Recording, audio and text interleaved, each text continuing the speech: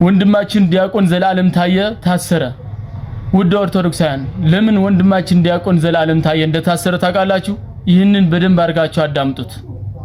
ዛሬ የገደሉትን እንደሚገደሉ ሆነው የሚመጡበት ጊዜ ሰዎች ይመጣሉ። ታያላችሁም ጭምር እግዚአብሔር ያረጋው።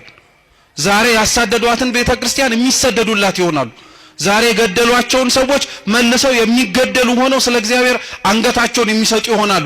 ይሄ ቤተክርስቲያናችን ህይወት ላይ ነበረ ነው። እዚህና እዛ ያለነው ሰዎች ምንም የሚለየን ነገር የለም። እዛ ያሉት ክርስቲያኖች እየሞቱ ያሉት፣ እዛ ያሉት ክርስቲያኖች ዋጋ እየከፈሉ ያሉት የሚያስገድል ምክንያት ኖራቸው አይደለም።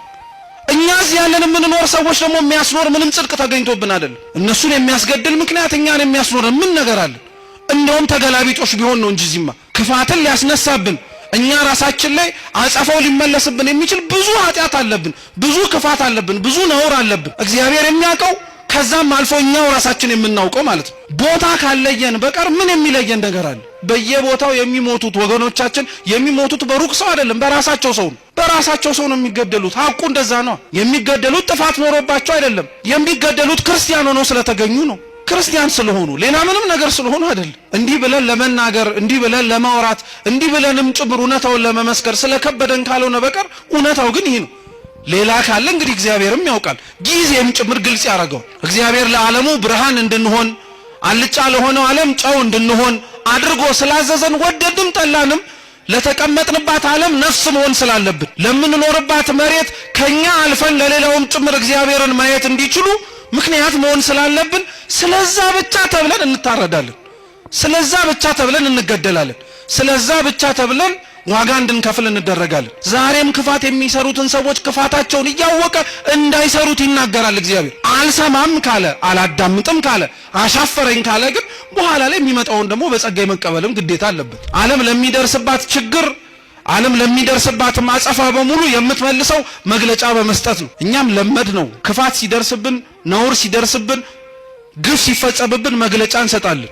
እስራኤላውያን እግዚአብሔርን ቅዱስ ቃሉን የሚያስተምሯቸውን ሰዎች ያሳድዷቸው የነበሩበት ምክንያት ለምንድን ነው ስትሉ፣ አንደኛውና የመጀመሪያው ምክንያት ህዝቡ ከእግዚአብሔር ርቆ ስለነበረ ነው። ተዉት፣ መከራው ቀርቶ መከራ መስማት እንኳን አንፈልግም። እኛ ቢቻል ብንዘምር፣ ቢቻል ብናጨበጭብ፣ ቢቻል እልል ብንል፣ ቢቻል የደረሰባቸውን ሰዎች ደረሰባቸው ብለን እንዲሁ ዝም ብንል ጥሩ ነበር። እንኳን መከራው ከሩቅ ሆኖ ተሰምቶ ቀርቶ ቅርብ ያለነው ሰዎች እንኳን መስማት አንፈልግም፣ ያንገሸግሸናል፣ ሰለቸን እንላለን። የሞቱት ሳይሰለቹ አንተ የምትሰማው ትሰለቻለህ? የታረዱት ሳይሰለቹ አንተ እንዲህ የምትመለከተው በስልክ ደከመኝ ትላለህ?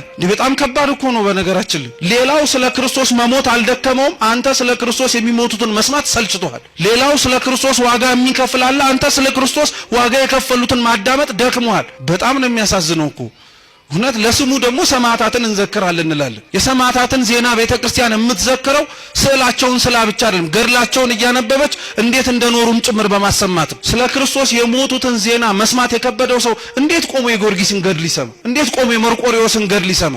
አይችልም በፍጹም። ጊዮርጊስ የሞተለትን መርቆሪዎስ ህይወቱን የሰጠለትን አምላክ እኮ ነው ዛሬም ድረስም ጭምር ክርስቲያኖች በየቦታው ህይወታቸውን የሚሰጡለት። አሁን እንኳን በዚህ ሁሉ ውጣ ውረድ፣ አሁን እንኳን ባለንበትና በመጽሐፍ ቅዱስ በማቴዎስ ወንጌል ምዕራፍ 10 ከቁጥር 22 እንዲህ ይላል፣ በሁሉም ስለ ስሜ የተጠላችሁ ትሆናላችሁ፣ እስከ መጨረሻ የሚጸና ግን እርሱ ይድናል። በአንዲት ከተማ መከራ ቢያሳያችሁ ወደ ሌላይቱ ሽሹ። እውነት እላችኋለሁ ልጅ እስኪመጣ ድረስ የእስራኤል ከተሞች አትዘልቅም። ደቀ መዛሙርቱ ከመምህሩ ባሪያው ከጌታው አይበልጥም። ደቀ መዛሙርቱ እንደ መምህሩ ባሪያው እንደ ጌታው መሆኑን ይበቃዋል። ባለቤቱ ብዔልዜቡል ካሉት ቤተሰቦችም እንዴት አብዝተው አይሏቸው? እንግዲህ አትፍሯቸው። የማይገለጥ የተከደነ የማይታወቅ የተሰወረ ምንም የለም። በጨለማ የምነግራችሁም በብርሃን ተናገሩ፣ በጆሮም የምትሰሙት በሰገነት ላይም ስበኩ። ስጋን የሚገድሉት ነፍስን ግን መግደል የማይችለው አትፍሩ፣ ይልቁንስ ነፍስን ስጋን በገሃነም ሊያጠፋ የሚችለውን ፍሩት ይላል መጽሐፍ ቅዱሳችን። ሁላችንን ይህንን ተረድተን ተደራጅተን መጠበቅ አለብን ማለት ፈልጋለሁ። ለብዙ ሰዎች እንዲዳረስ ሼር፣ ሪፖስት፣ ኮፒ ሊንክ በማድረግ ግዴታችንን እንወጣ። በሌላ ቀን በሌላ ቪዲዮ እንገናኛለን። መልካም ቆይታ።